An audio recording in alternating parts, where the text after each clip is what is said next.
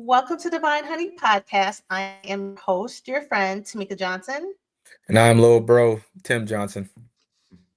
If this is your first time tuning in, welcome. This show is all about human experiences, thought-provoking conversations, and inspiring stories from our Divine Honey guests. We talk about love, life, the journey, and purpose. And if you feel inspired, show some love in the chat.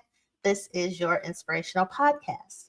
So today we have a special guest. So let's welcome our Divine Honey guest, Joe Dillon. Joe is a pioneer in divorce mediation who's been helping couples part ways with dignity for over 17 years. He co-founded Equitable Mediation Services, combining his finance expertise and training from Harvard and MIT to guide couples towards fair and lasting agreements. He's been featured in outlets like Forbes and Newsweek. And Joe believes divorce doesn't have to destroy families. It can be a respectful new beginning. Thank you, Joe, for joining us Thanks today. for having me. Yeah, looking forward to chatting. Yes. So tell us about what you do and your passion around it. Yeah, so I help people divorce without lawyers. So it's an interesting thing. As a mediator, I'm a neutral third party. I don't represent either spouse. I advocate for both of them and their children whenever possible. I'm really looking to help people respectfully end their marriage, right? Amicably, peacefully. And that passion comes from my parents who litigated their divorce. So every stereotype and bad movie trope that you've seen, they did it, whether it was screaming and yelling, dragging me into the courtroom, asking me who I want to live with. You just fill in all your blanks. And that was my life in high school. And so every time I get into a situation where I'm mediating with a client couple, and most of our clients do have kids, I tell you, when you sit there and you tell them, look, if you don't think this can happen to you, you are talking to someone that it did happen to. So, when your friends tell you something right there, you're like, yeah, that's not going to happen to me. Like when your mom was like, don't run with scissors or whatever she was telling you not to do, and you did it and you got hurt, right? So that's what I am. I kind of serve as both a guide to people to help them move forward peacefully, but also as a warning as to what can happen. And so it's an unusual job and not one that I really ever as a little kid foresaw myself doing. But knowing me and my background and my journey, it just became kind of a natural place for me to be. And so here I am, nearly 20 years later, still working with client couples throughout the U.S. So that's my story. That is awesome. One thing we were talking about when we spoke earlier is how people come to you. Like divorce is for different reasons. And it's not always volatile. So what are the first things when someone is coming to you? What's the intake like? What questions do you need for them to properly guide them? Yeah, that's a great question, right? Because number one is we're always looking for couples that are looking to be amicable, that are looking to have a peaceful and respectful process, right?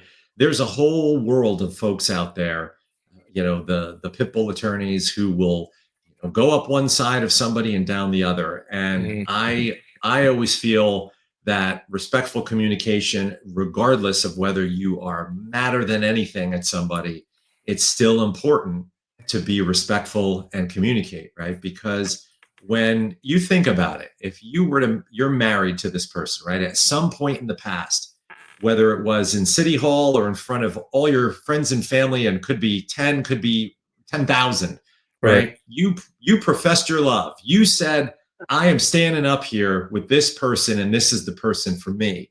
So now when it comes down to the end of your marriage, why all of a sudden are you treating them like your worst enemy? Right? And sometimes people aren't even treating them like humans. Like I wouldn't talk to my enemies like that. I wouldn't talk to somebody I'm mad at like that, right? So when we go through that intake process, we're looking to see if these folks are mediation compatible, where they're willing to be amicable, they're willing to fully disclose information, right? You don't want people hiding assets and liabilities and all that stuff. And to make sure that they fully understand what this is about, that they have the capacity to make these decisions, right? Because you want to check to make sure that people understand what's happening, what they're doing, that they're not inhibited by any, say, substance abuse or mental incapacity. And then you also have to check to make sure that they are wanting to make their own decisions, right? As a mediator, I never tell you what to do. I give you lots of options, but ultimately as adults, and as, I believe in, the power of self-determination, right? You make your own choices, and these are the choices, and you've got to live with them as adults. So you've got to make sure that you're willing to do that. You're not just waiting for somebody to tell you what you're going to get or tell you what to do, because that's a courtroom. That's a judge, right? The judge is going to rule. So it's a unique individual who can mediate. And a lot of people can, but not a lot of people know that this is an option, because most everybody, what do you think? I'm getting a divorce, I have to call a lawyer, right? And you don't have to. So that's a great question. Like it does take a special person, special couple. And that's what I would say as we move into that intake piece. Yeah, that's deep. I think a lot of times and you just mentioned that with marriage, just based off tradition, we always think, oh, I got to go get the lawyer. We got to get the best lawyer. And then it ends up turning into just like something super crazy. So I just want to commend you for doing that as far as the mediation piece, because being a facilitator of a conversation is not easy by any means. So if you could go into kind of like the skill set, the experiences from like across the whole spectrum of maybe an easier case to like a more difficult and extreme case, and just kind of like walk us through how that looks in your space. And then you said you're a co-founder, so do you do that with somebody, or do you guys both mediate in different arrangements? Yeah, sure. So I'll talk about the second question first, a little easier. So my wife, Cheryl, is my co-founder, and she has a different role. She's a divorce coach. So what we've learned, and this is what we're just sort of talking about, right? Is when you think about decision making, and think about the best decisions you've ever made and the worst decisions you've ever made. Right. The best ones, right? You sat down, you talked to friends, you did some research, you thought about it, you slept on it, you woke up, you gave it some more thought, you went for a walk, you did all those things, right? What's the worst things you've ever done? You're mad, you're angry, you stomped out, you threw something, you screamed, right? Your emotions drove the worst possible outcomes for you, right? They just always do. And so we have Cheryl on staff so that she can work with our clients one-on-one. I always work one-on-two. So I'm always working with couples in real time. She works with them one-on-one, helps them manage those emotions. So then when they come into the session, they can have themselves put together a little better, and they can get into more productive spaces. So that's how we work together. That's pretty cool. In terms of, it is cool. And so what you asked him about the cases, there's a lot of stuff that's universal across all of it. And so I'll give you some of the tactical stuff, and I'll give you some of the things that you can even use in your own day-to-day, right? So for your listeners, these are, whether you're getting a divorce or not, these are valuable skills. And a lot of my friends and family, and especially Cheryl, they kind of give you the little side eye because they know what you're doing.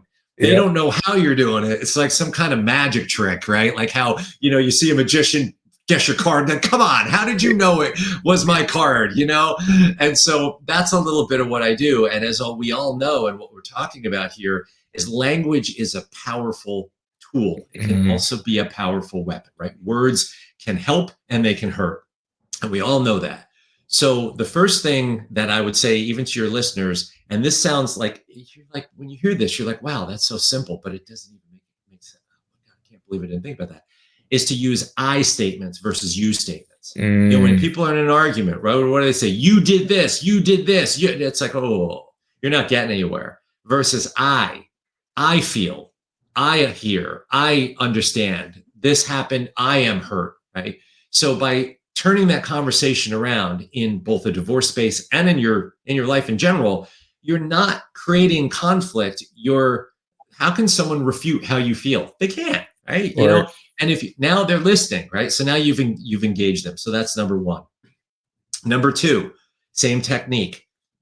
Think about this. Now, I was fortunate enough that I was raised by my mom and my nana, my Italian grandmother, right? And so one of the things that was really nice about being in a house with strong women, and also with having, my grandma there, is that I learned at a young age that people need help, right? They're not going to always ask for it. And she was a proud Italian woman. She passed away at 96, and she was still cleaning her own bathroom and cooking. And you're like, Nana, I can clean your toilet for you. Nope. I got to do it, right? So I would go in and clean or do the laundry, right? Without her asking. And what that message is that people like to help. Sometimes you don't even need to ask them. But if you do ask for help, you'd be surprised at how quickly people will say, yeah, sure. Yeah, I need a ride, or I need some help moving, or, I got this couch. I'm looking, can you come on over? And so again, in a divorce situation, that's another technique I'm using. I'm saying to the clients, I'm saying, listen, help me with the two of you to reach agreement. Help me help you to avoid court. Help me help you to not waste $200,000. Right. Work with me here, right? I'm not lecturing them.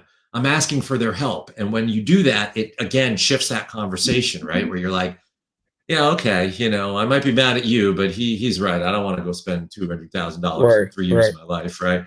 So using those kinds of techniques and focusing on the language. Other kind of tactical things, and this is another thing that we all do in our lives, right?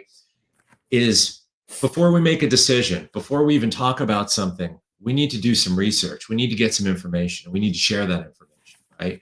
So, Tim, I was talking to Tamika before, and I know, you and I don't live in the same state, but say you came out and you visited me, and I said, hey, man, where do you want to go to dinner?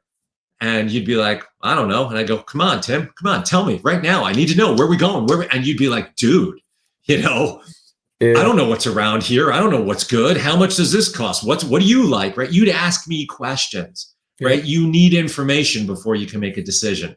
So that's another thing we try to emphasize, and another thing that helps us with the process. We ask for a lot of information, and that helps easy and hard cases move through, because now that you've got information, it's really hard to refute a decision when you go, well, I'm sorry, you want $10,000 a month in alimony, but your spouse makes $70,000 a year, and I'm no math genius, but 10,000 times 12, that math ain't mathing, right? And so that's where you can get the emotions away and you move people towards the data, right? So those are kind of the overarching kind of helpful things that help us move all kinds of cases, whether they're easy or hard, forward, right? So even for people, I say, listeners, use those techniques, talk in I statements, gather information, take a deep breath, right? Do a lot of that kind of stuff. And that I think it can be really helpful. Can I go one more time before you go, Tamika? Just a follow-up. Huh? Oh, Just yeah. a follow-up question real quick. All right. Yes, sir. Yeah. So with that, I liked all of that. So with that, has there been cases where it's like, damn, Joe, man, we came in here, we thought we wanted to get divorced, but I think we're good. Like, we don't want to move forward with this. Because I think a lot of times with doing the mediation piece, when you take out the emotion, now they're actually able to talk as humans again. Yeah. So I feel like you can almost kind of help rekindle some things that could have been lost in translation. Yeah, that's a great way to put it, right? Lost in translation. I always tell people, I had a client this morning.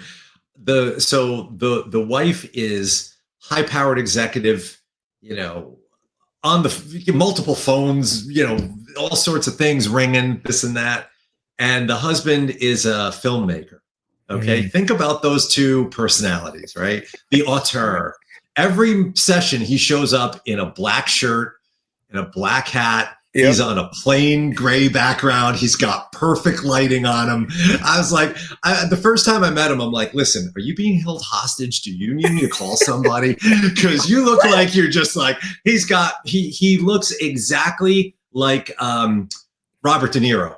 Oh. So it freaks you out. He's got the dark black glasses, got the hair combed back, and you're just like, okay, this is a joke, right? Yeah. And they couldn't be more opposite. So I say to them, I like, don't worry. I speak French, German, Italian, Spanish, meaning it's all English, but different people speak in different ways. So your point, Tim, is that sometimes you get people in a room and you look at them and they get in your space. You can say like, look, and I've asked people that. I'm like, sorry if this is inappropriate, but do you guys think there's a shot at fixing this? Because like sometimes I see it. Yeah. And sometimes I do see it as just a a bump in the road as a last resort, right? Think about it. What do we do sometimes when we're so frustrated?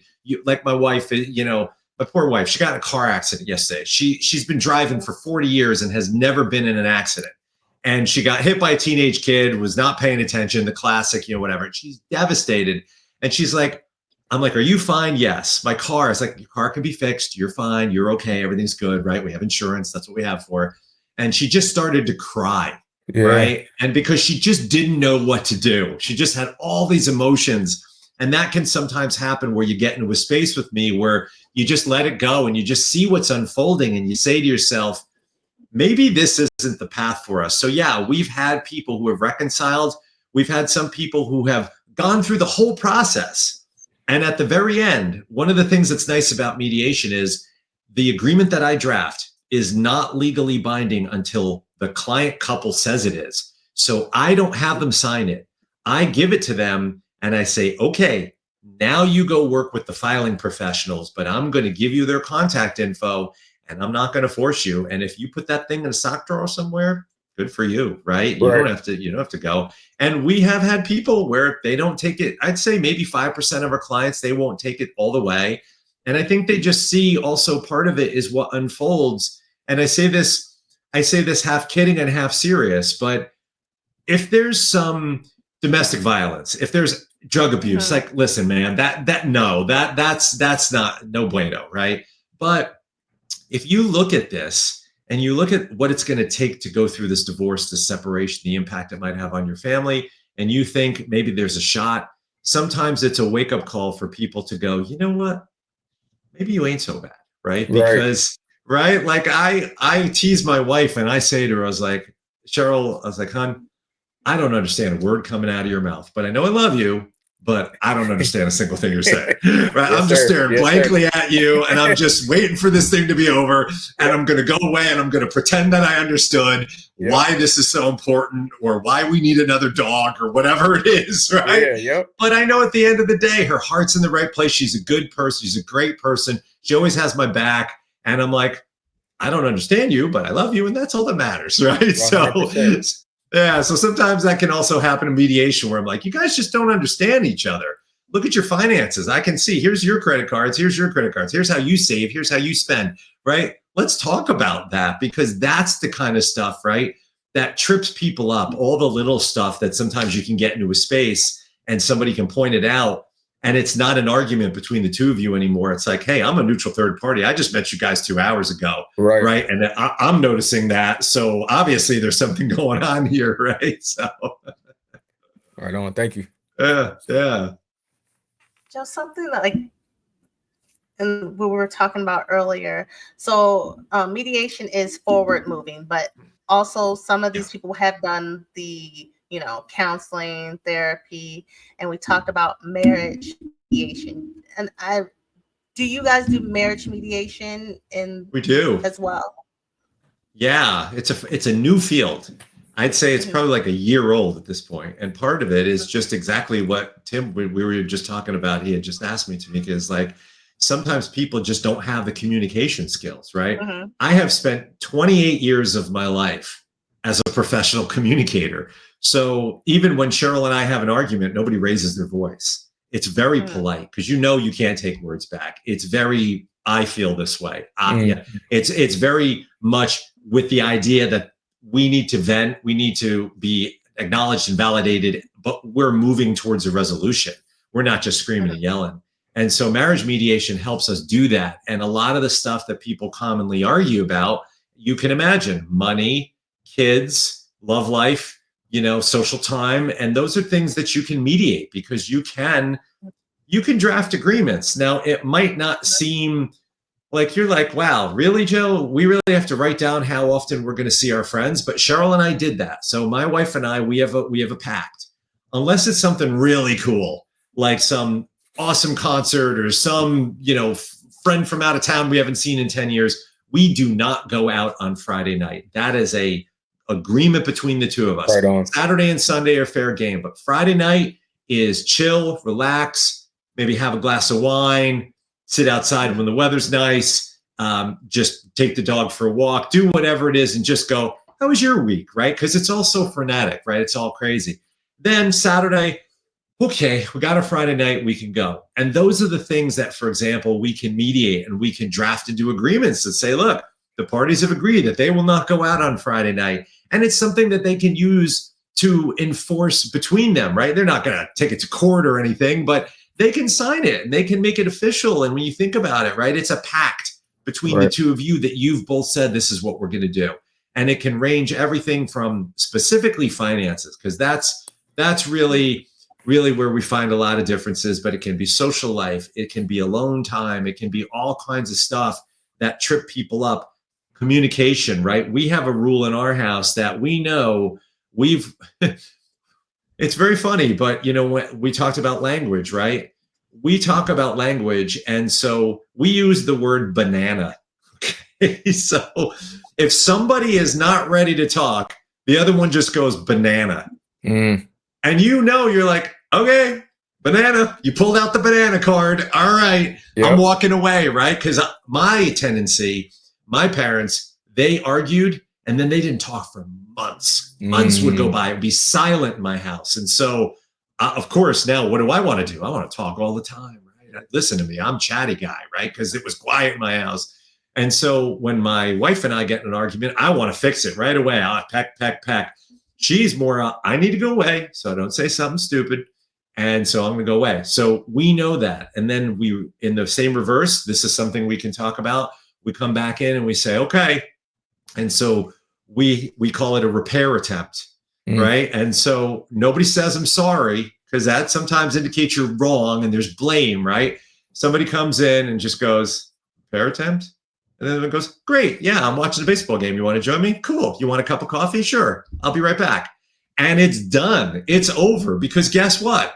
It was probably something stupid, like you left your shoes in the hall, right? So it just doesn't matter. And by using those mediation skills, we can kind of, as the third party, we can laugh at the foibles of people, because the human folly is pretty funny, right? The stuff that we think is important, come on, it's just... My Nana taught me one invaluable lesson. I'd walk into the house. She'd be sitting. She always sat in this easy chair watching TV. She'd watch me come in from wherever I was going through the front door. If I had a look on my face, broke up with a girlfriend or something, my world was, oh my gosh, And she's like, she's Italian. So, Giuseppe, what's the matter? Oh, Nana, it's a terrible day. So she'd ask two questions. Two questions. Is anybody dead? And is anybody sick? And if the answer was no to both of those questions, she's like, you're doing okay. And so, right, the wisdom of the elders, like, oh man, you got me there, right? So then that's what you carry that forward. So I say to my wife, anybody sick? Anybody dead? No, we're doing all right. So so that's marriage mediation. We can do the same thing, talk about the conflicts, help you resolve them, forward-looking, draft them into an agreement, formalize it. People think it's kind of funny, but I'm a contracts guy. That's my profession, language and writing it down. And so I think it's great. I mean, why not, right? We have kids. You put up the thing on the fridge of the list of chores or whatever it is they got to do, right? Or rules of the house or whatever it is. We like to write stuff down and look at those things, right? And so, I see it as a burgeoning field, and one that I think has a lot of potential. Right on. From what I'm hearing from you, it's like there's like a lot of emotional maturity. Yeah. Which is super cool to hear you talk about that, because as you're breaking all this down, and even just asking those two questions, I think I don't even want to say as adults, like even from just being a kid to being to adulthood, we get so caught up with impulse and emotion. So I'm happy to hear that you're saying writing it down, taking that break, because I think a lot of times, because I'm the same as you, Joe, like I'm ready to solve the problem right now, but my wife might have not processed it yet. So we got to take a time out to then go back and have the conversation and or move on from it. Yeah, absolutely. And so I appreciate you bringing that up. Absolutely. And talking to the guys out there, we're fixers. That's our job, right? Something's broke, we're going to fix it. Whether it's a toilet or a relationship, we will fix it now. Get out of the way. We are fixing it now. It's like, wife is like, don't want you to fix it now. Right. So it's good to also acknowledge, as humans, you also have to acknowledge your limitations, right? As parents, you want to be Superman, Superwoman. As a spouse, as a sister, as a brother, you want to be perfect. It's like, you're not perfect. It's like, you got to just recognize that. And if you accept somebody and you know that you're not perfect and accept that they're not perfect, it goes a long way, right? It's like, you can look at the other person and you say, well, I've done that. My wife is apologizing for getting in an accident. And I'm like, I've been in 3 car accidents. Like, so right.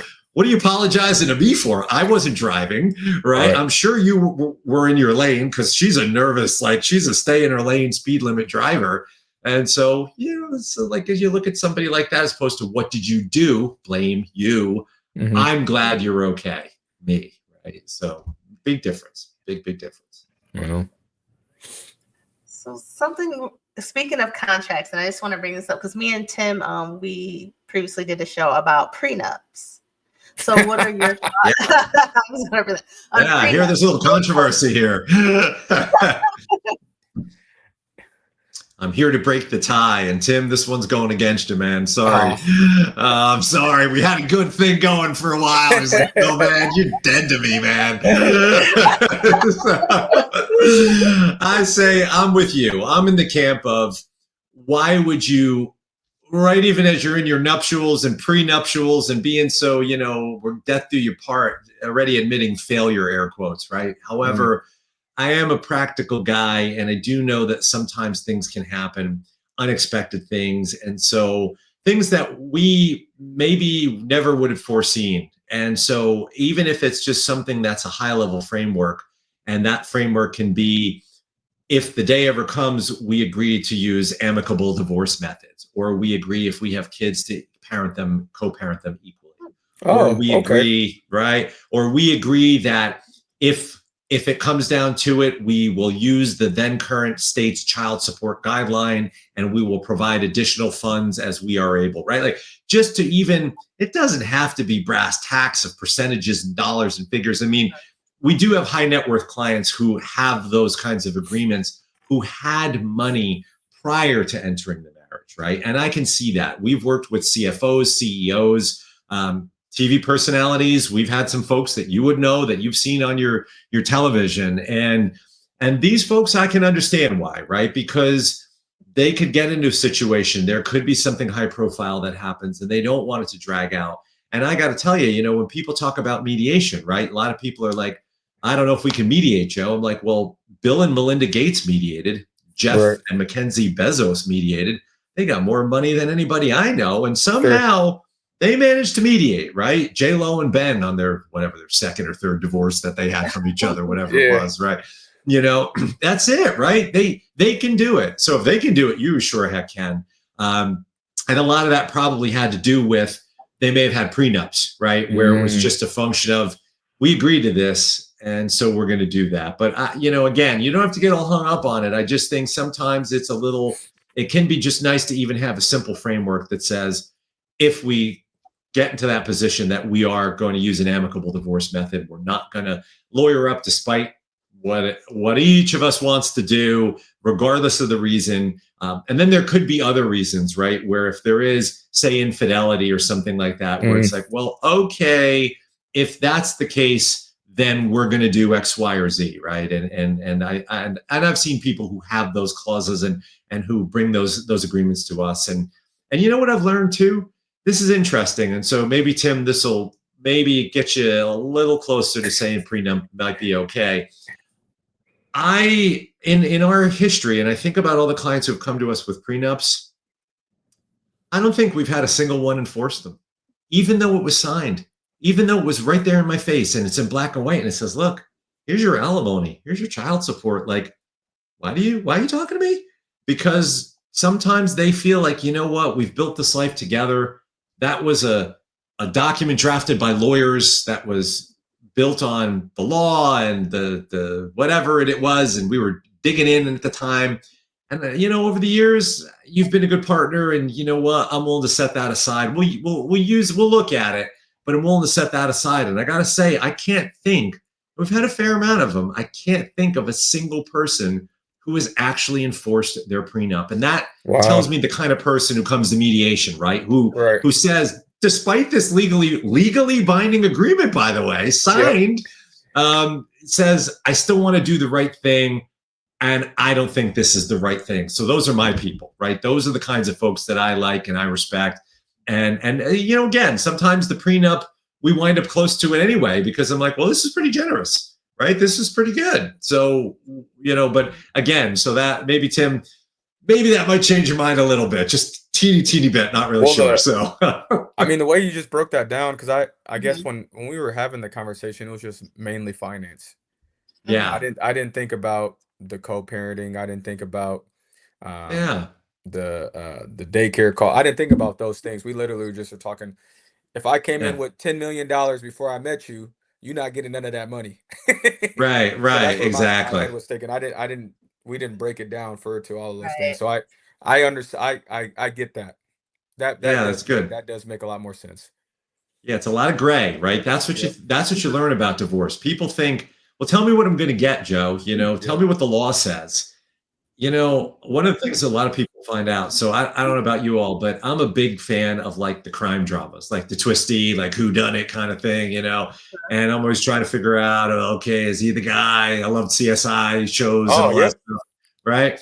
And you watch that thing and like, you know, in an hour, you know, really 44 minutes, because it's all, you know, half of it's commercials, a third of it's commercials. These people have found the crime, caught the criminal, solved the case, prosecuted them. It's over and done, right? So when people see that, they come in and they think, well, heck, that's how divorce is, right? I'll walk in, I'll walk out, and in less than an hour, I'm going to have everything resolved.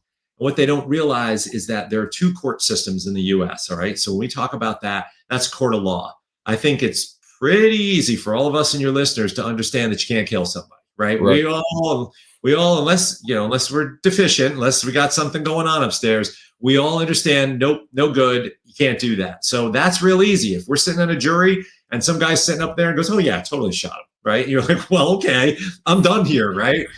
Whereas in a divorce is held in the family court, and that's a court of equity. So we'll go back to my only child background. When we talk about equity, that's what do you think is fair and equitable? Mm-hmm. So in my world, I think as long as I get everything, that's fair, right? I'm an only child. This is what's yours is mine and what's mine is mine, right? Mm-hmm. Right? So couples go into this court and they go, well, what's fair? It's like, well, that's the whole point. There's some guidelines, there's frameworks. Of course, we should mediate in the shadow of the law, as we say. But at the end of the day, it's really up to the couple to decide what's fair. And if they can't decide, the judge is going to decide what's fair. Ooh. Notice nowhere in there does it say if you walk in and you were married 11 years, you get 16.2% of the house. It doesn't, that's not it, right? And so it's all a crapshoot. And that's why in mediation, we try to empower people to make their own decisions, because guess what? It's like going to Vegas. It's like rolling the dice. You know, you don't know what you're going to get if you leave it to somebody else. So that's an important point, right? Court of law versus court of equity. Big difference. And divorces are handled in that family part, that court of equity piece. And you just don't know what you're going to get. So we want you to get the best result in your situation, right? And not leave it to a third party like a judge and pay all that money to do that, right? Which is the hardest part about it. It's like, man, I paid all this money and I got a result that I don't like. Oh man, talk about a lose-lose, right? Right. Yeah. So another piece is children and divorce. Yeah. Mm-hmm. Just want to touch on that a little bit. Just what you've seen with that, what arrangements have been made, and ways that families that you have seen, and tips to prepare your kids to give them the proper support with going through divorce. Yeah. So kids, of course, they're the most important piece of the puzzle, right? They have to come first. They didn't ask for this. They need the stability. Kids talk about like routine, right? You want to make sure that kids are, they're little machines, right? They just do what they're told, hopefully, you know, and as they get in that routine, right, they do their thing. All right. It's like, so, but as parents, our job is really to help support them through the process. And when we talk about putting kids first, it's more than just a platitude. So let's talk about a couple of the ways you can do that, right? So the first thing is really being a unified front. when you think about growing up, right? You think about back to your own folks, your own growing up, right? If you didn't like the answer you got from a parent, you went and found somebody else that you could ask the same question that you were going to say, well, dad said it was okay, or, Aunt Marge said it was okay, or grandma said it was okay, right? That's what I did. If I didn't get the answer what I liked from mom, I went to Nana, and Nana was like, of course you can have another piece of cake. Yeah, absolutely, I can. And so what you have to learn as parents, right, is you have to be in a unified front. And that starts by communicating together. If you can't communicate on your own and talk about how you're going to approach this, how you're going to share with the kids what's happening, go talk to a counselor, go to a professional, work with a therapist, role play it out. Who's going to say what? How are you going to address that, right? And then let them know that, look, we're not going to be husband and wife anymore. Mommy and daddy don't love each other the same way we love you. And we're still going to be your mom and dad. We're still going to be here for you, right? And of course, it's age appropriate. Younger kids, you tell them a little less. Older, you can tell them some more. But as you go through that process, the point is you're talking to them and including them in the conversation. And you're not giving them all the nitty gritty, but you're just including them and you're letting them know that we're here if you need us. If you have any questions, I know it's okay to be scared. We're scared too, right? You're normalizing the process, but it doesn't change that we're going to be in your life, right? So when we talk about that, that's kind of the setup of getting them into the process.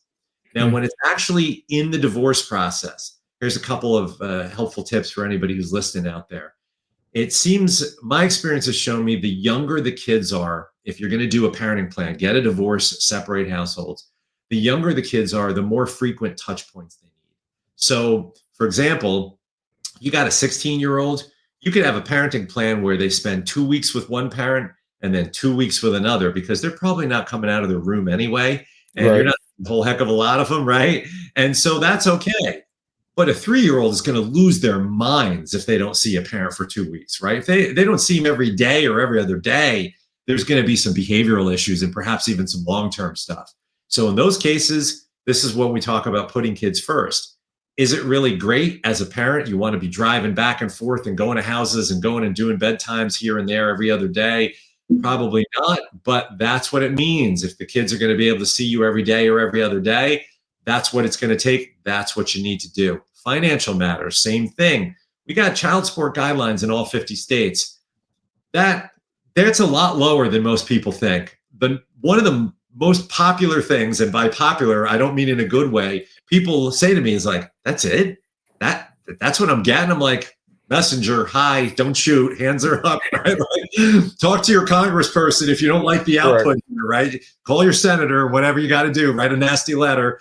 But that's the point. And so being willing to go above and beyond to make sure your kids don't become the economic victims of your divorce, right? That's what it means, putting the kids first. Parenting plan, good for them. Finance is good for them.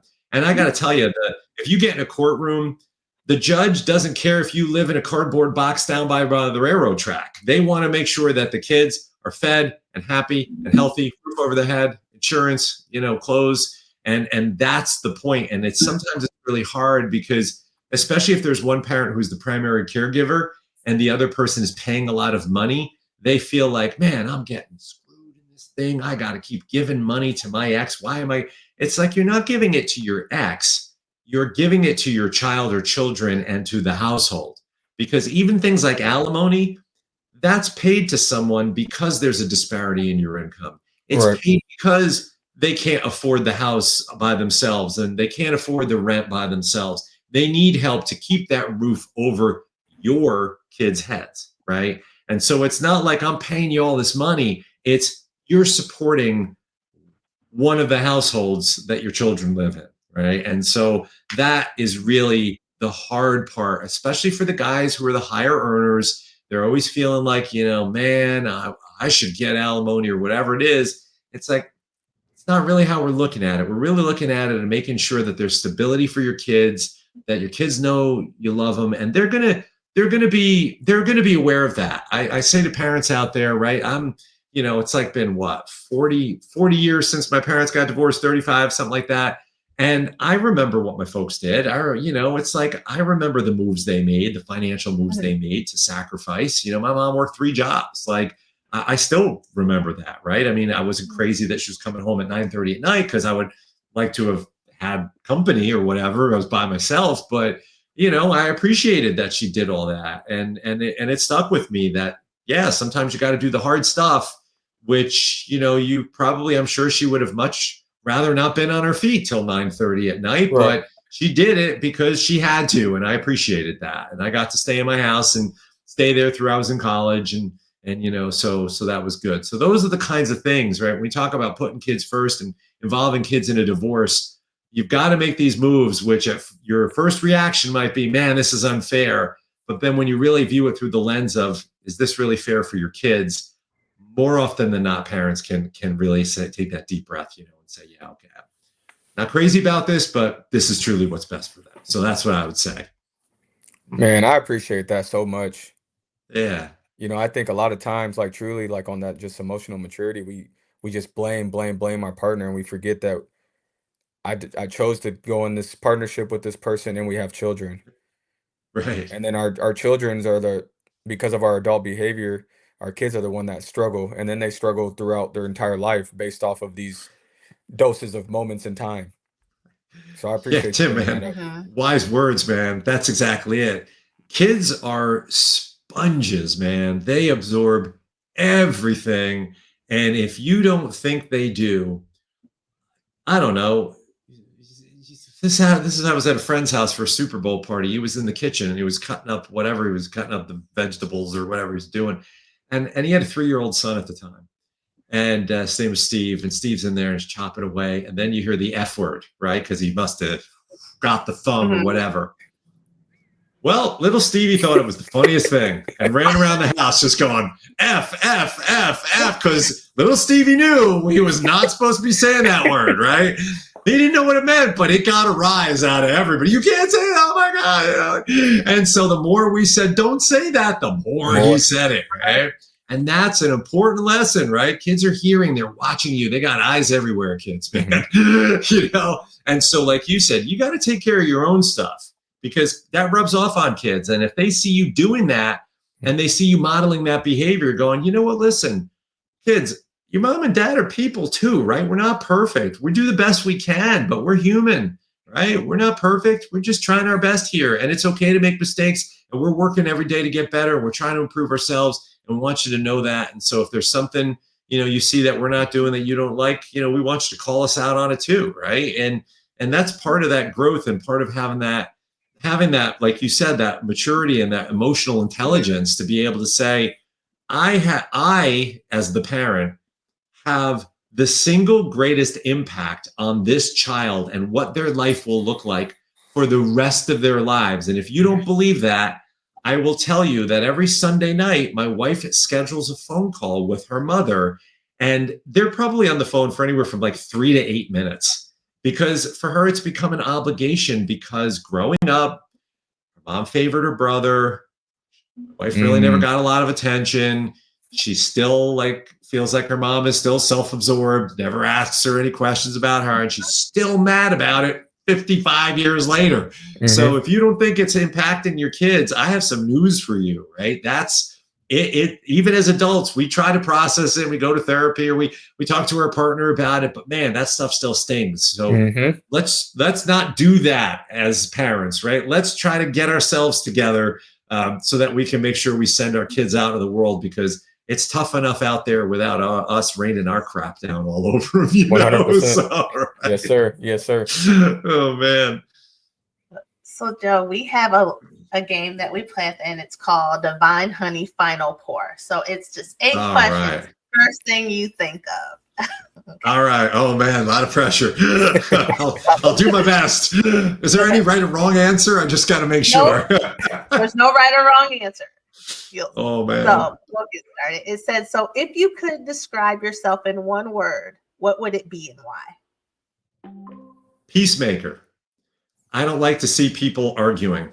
I want everybody to get along, man. I just think life is too short to be bitching and moaning and arguing and this one and that one. It's like, we're all people. We're all humans. We're all cut from the same cloth.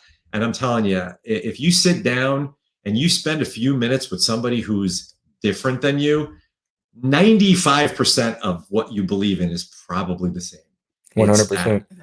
Little teeny bit that you don't understand about the person that you focus on. And I'm like, what are you doing? Like, right? So absolutely, peacemaker. That was an easy one. So good. I hope they're easier from here. So what song feels like the soundtrack of your life right now? oh man, soundtrack of my life. Boy, oh boy, that's a good question. Oh man, I've been listening to a lot of Billy Joel. I would probably say New York State of Mind. Ooh. Just because we were talking to him before you got on. My family's from Manhattan. I went to college in Philadelphia. I lived in Chicago, and now I live at the beach in coastal Southern California, and I'm gonna just lose my marbles because Wow. I am not a beach guy. I'm not an outdoorsy guy. I'm not a surfer, brah. I'm not, and I don't like tacos, so I'm really out of my element out here. I'm trying. My wife, beach girl all day long, toes in the sand, convertible, that thing. Yeah. Me, I miss cities. So that's what I would say. New York State of Mind. Absolutely. What drives you to keep pushing forward, even on tough days? My family. Absolutely. My wife, my friends, my family, even what I call my family. Right. So that's that I've picked up, as the peacemaker, right? And I just love picking up different people from like all walks of life, cuts, colors, persuasions, religions, whatever you got. And I call it my rolling caravan of love. It's like my friends look at me like, what is wrong with you? And I'm like, how much time you have? Right. And so, but at the end of the day, right, I look around at that group of people who counts me as a friend, and I count them as we call them family. And I say, that's what I do it every day, right? I want them to be proud of me. I want them to feel supported. I want to be able to do things that, if I have, whether it's a financial success or emotional success or whatever it is, that if they're in a time of need, that I can be there for them. And I can, I always want to be that first phone call that they make when they have a tough time and they need an ear to bend, or they need to borrow some money or whatever it is. And so that's what drives me, right? Is that I want to be a good role model to those people, and in a way, hopefully inspire them. And it's been funny because I look back at my friends and I have maybe like a really tight circle of 12 of us, and 4 of them have started businesses, and they say, you, Joe, are to blame. Because we see you, like my wife and I were both self-employed. She had a business before me. We've started businesses together.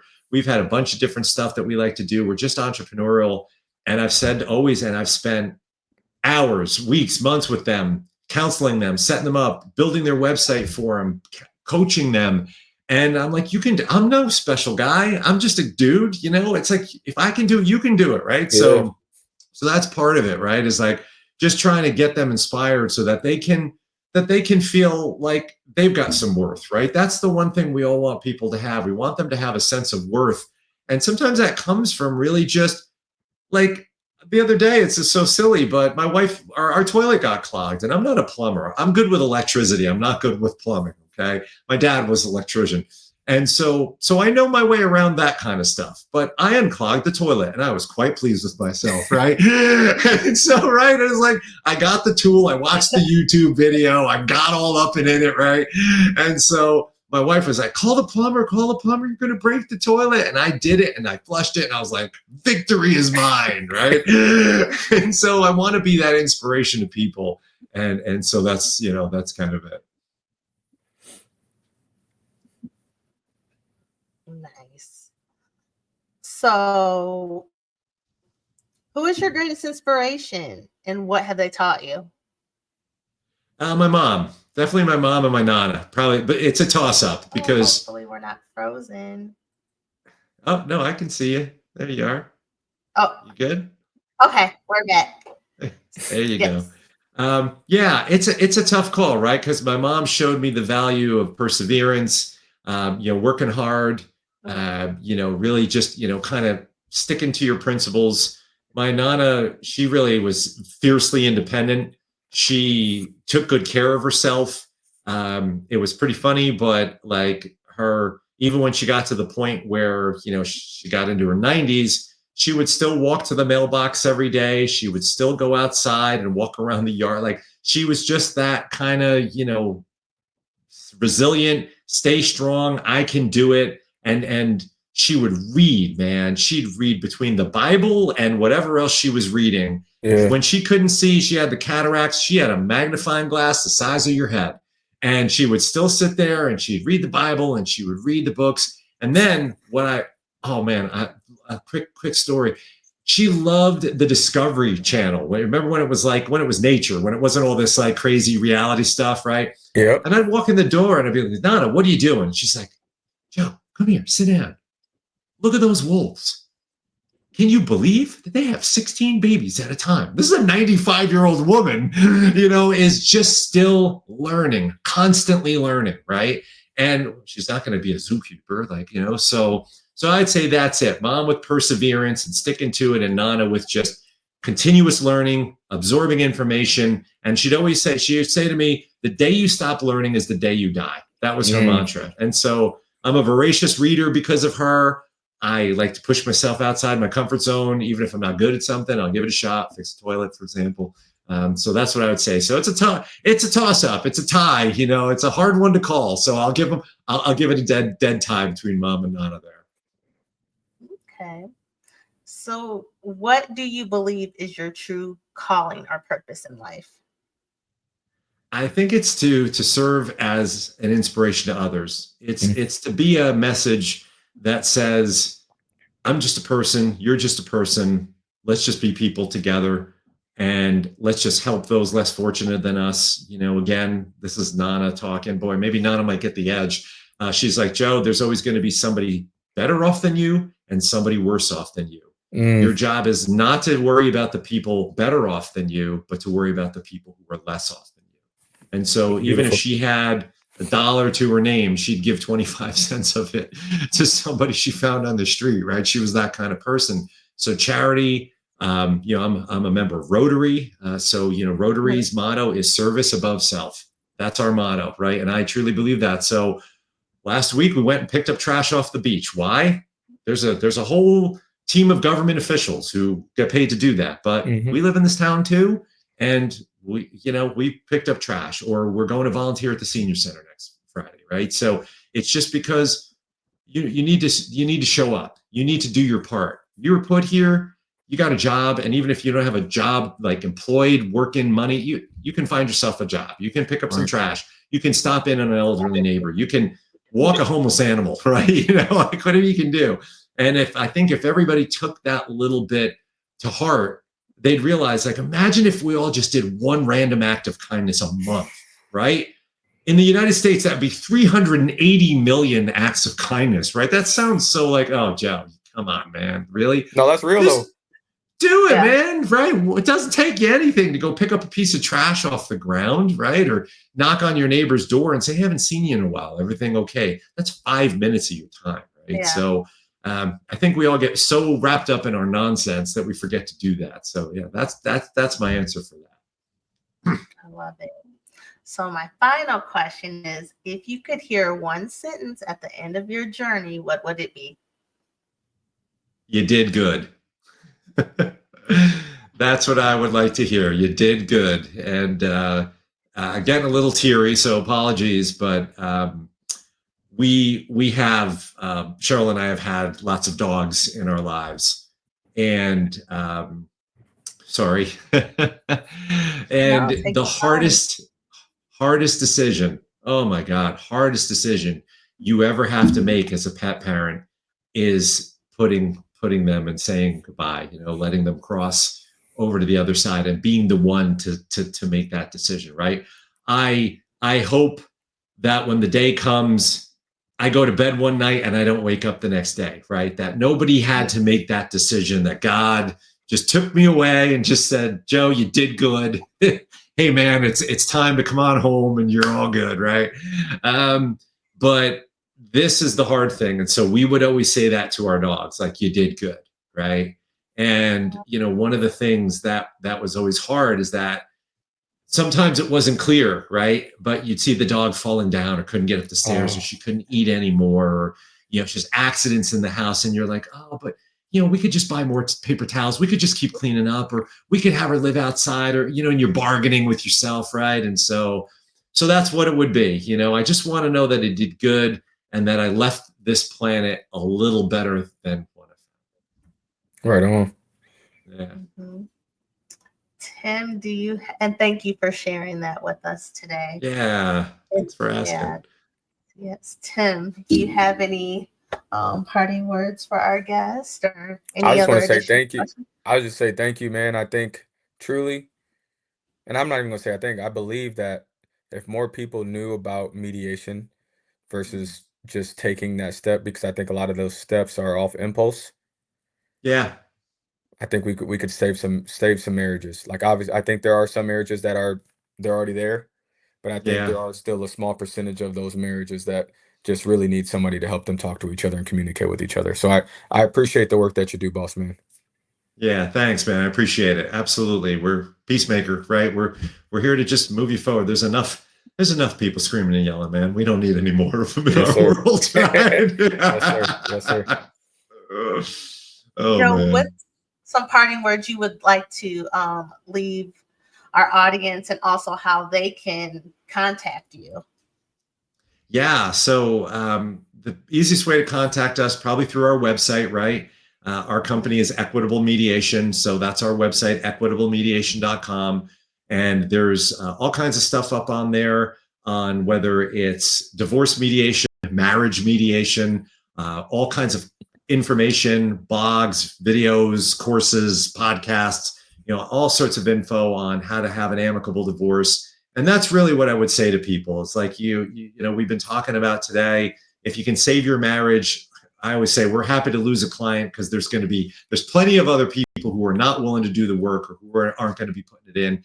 But if you're looking to end your marriage, it doesn't have to be disaster. It can be peaceful. It can be cost effective. And your kids are going to thank you for it. And guess what? You're going to thank you. Your future self is going to thank you too, right? If you're going to burn it all to the ground, you're not going to feel good about that. You're going to Right. you're going to destroy yourself, right? So just get through this as peacefully and as and as I say this in all sincerity, like with as much grace and kindness as possible, and move forward, right? And just try to leave that trail of goodness behind you, whether it's a good thing or a bad thing that happened to you. Move forward, turn the other cheek, right? Move forward, and just keep on keeping on. That's what I would say. Thank you. Well, thank you for joining us. This was a great episode, and I know Thanks. I learned a lot of things, and you broke the debate. I even learned more about the prenup, the debate me and Tim were having. And yes, I realized we were focused on money, on finances. Yeah. That's where our targets was, and it kind of opened my eyes too. Good. Thank you, and all the gems you dropped, and just sharing your personal story with us. So we thank you, and you're welcome back anytime. Yeah, thanks for having me. Absolutely. Let's do it again. Sounds good. Yes. Right. Thank you. So if you guys enjoyed this episode, please like, share, hit that notification button on YouTube. You can follow us, listen to us, and rate us on Apple Podcasts and Spotify. Those links will be in the comment section. I will also add Joe's information in the comment section as well. And until next time, everyone, peace and blessings.